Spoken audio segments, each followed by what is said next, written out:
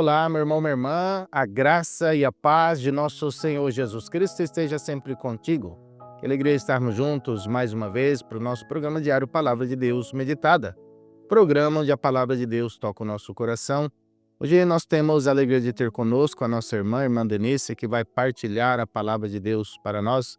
Mas antes de irmos para a nossa meditação, vamos pedir a intercessão da bem-aventurada Virgem Maria, ela que é Mãe de Deus e nossa Mãe, para que nos alcance, junto a seu Filho Jesus, a graça de termos um coração aberto e acolhedor a esta palavra que será proclamada. Rezemos juntos. Ave Maria, cheia de graça, o Senhor é convosco.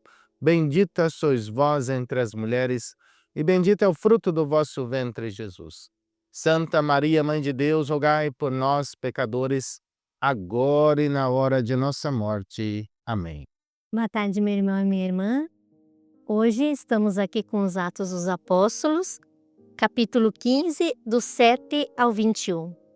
Atos dos Apóstolos 15, 7 a 21. Naqueles dias, depois de longa discussão, Pedro levantou-se e falou aos apóstolos e anciãos: Irmãos, vós sabeis que desde os primeiros dias Deus me escolheu do vosso meio para que os pagãos ouvissem de minha boca a palavra do Evangelho e acreditassem. Ora, Deus que conhece os corações, testemunhou a favor deles, dando-lhes o Espírito Santo como deu a nós. E não fez nenhuma distinção entre nós e eles, purificando o coração deles mediante a fé. Então, por que agora vós colocais Deus à prova, querendo impor aos discípulos um jugo que nem vossos pais e nem vós mesmos tivemos força para suportar? Ao contrário, é pela graça do Senhor Jesus que acreditamos ser salvos, exatamente como eles. Houve então um grande silêncio em toda a assembleia. Depois disso, ouviram Barnabé e Paulo contar todos os sinais e prodígios que Deus havia realizado por meio deles entre os pagãos. Quando Barnabé e Paulo terminaram de falar, Tiago tomou a palavra e disse: Irmãos, ouvi-me. Simão acaba de nos lembrar como desde o começo Deus se dignou tomar homens das nações pagãs para formar um povo dedicado ao seu nome. Isso concorda com as palavras dos profetas, pois está escrito: Depois disso eu voltarei e reconstruirei a tenda de Davi, que havia caído. Reconstruirei as ruínas que ficaram e a reerguerei, a fim de que o resto dos homens procure o Senhor com todas as nações que foram consagradas ao meu nome. É o que diz o Senhor, que fez estas coisas, conhecidas há muito tempo. Por isso, sou do parecer que devemos parar de importunar os pagãos que se convertem a Deus. Vamos somente prescrever que eles evitem o que está contaminado pelos ídolos, as uniões ilegítimas, comer carne de animal sufocado e o uso do sangue. Com efeito, desde os tempos antigos, em cada cidade, Moisés tem os seus pregadores, que o leem todos os sábados nas sinagogas. Palavra do Senhor, graças a Deus.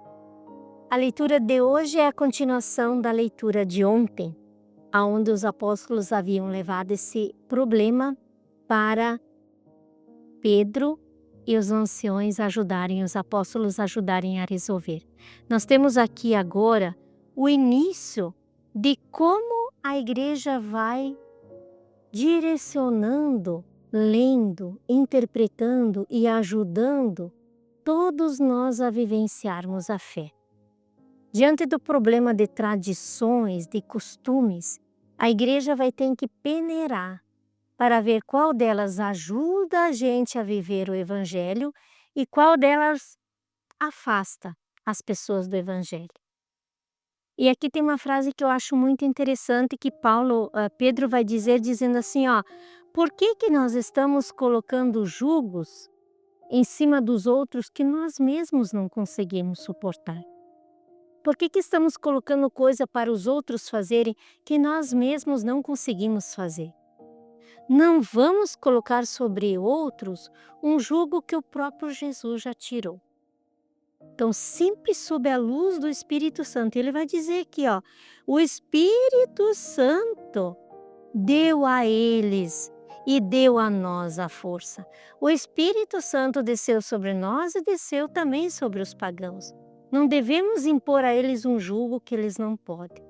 E a igreja, sob a luz do Espírito, começa a discernir. Não, essa tradição e esse costume, ele não está ligado ao Evangelho. Não é essencial para viver a fé. A fé é algo muito mais profundo. E começam realmente a purificar as coisas mundanas que vão entrando no meio da igreja e não ajudam a gente a viver o Evangelho. Aí começa a dizer, não, a circuncisão não é a coisa mais importante, vamos só fazer com que as pessoas cuidem o que é contaminado, tirem os ídolos, não façam isso, não façam aquilo, mas vivam do Espírito numa vida nova. Meus irmãos e minhas irmãs, a nossa igreja é uma igreja livre em Cristo. Livre em Cristo. Isso não quer dizer libertinagem, não. É fazer as coisas essenciais para viver a nossa fé. Então temos práticas que são importantes para viver a nossa fé. Nossa conduta é importante para viver a nossa fé. Viver os sacramentos é importante para viver a nossa fé. Por quê? Porque é o que sustenta a nossa fé.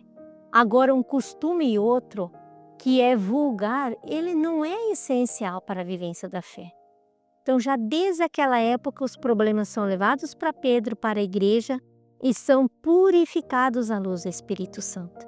Novamente eu digo, precisamos rezar muito pelo nosso Papa, precisamos rezar muito pelos nossos bispos, cardeais, padres, por toda a nossa igreja. Porque é sempre ali nela em que a gente vai conseguir achar a direção para viver bem o nosso Evangelho, para viver bem aquilo que Jesus pede. Nós temos a palavra de Deus, nós temos a nossa tradição da igreja e nós temos a voz do nosso Papa, que vai dizer, povo de Deus, o caminho é aqui, esse é o caminho. E Pedro diz algo tão lindo, né? Olha, vós sabeis que desde os primeiros dias Deus me escolheu do vosso meio. É isso aí. O nosso Papa é escolhido do meio do povo, sob a luz do Espírito Santo. Então que possamos nós também nos abrir ao nosso Papa, nos abrir à voz da igreja que vai nos iluminando, para que a gente não coloque jugo sobre os outros que eles não possam suportar e para que a gente sempre fique fiéis à palavra de Deus e à nossa igreja. Glória ao Pai, ao Filho e ao Espírito Santo, como era no princípio, agora e sempre. Amém.